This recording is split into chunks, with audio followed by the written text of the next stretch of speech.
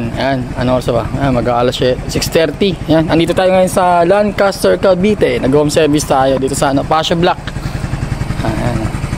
Lagyan namin siya ng Senlo X1 Plus at saka Pia Horn. Tapos ito, yung underglow nyo. Kulay black to eh.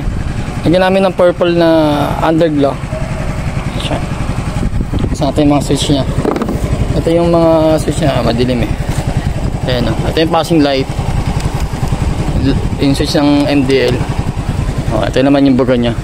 Ayan yung low. Tapos ito yung high. Boom. Liwanag o. X1 Plus yan. Ayan o. Passing light sa high. Ayan. Pag naka-high naman, low. Kapag naka-off, ayan. Sabay. Tapos sa busina, ano to eh. Stock at saka loud, syempre.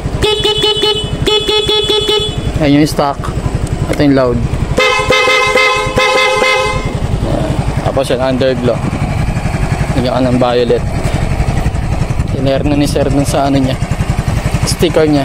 Tapos maganda talaga violet dito sa black. Para siya nag-ice blue sa cellphone ko. Ay hindi, wala ko ice blue. Purple po yan. Ayan, pati dito sa ano ng ano nya, signal light, Novas. Dito kasi nilagay sa taas yan eh. Para sa kupin niya yun. At least yan, magandang tignan. Ayan. Bago lang to.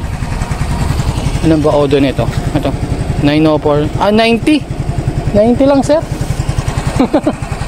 Sambuan ba to? Ayun, sambuan pa lang.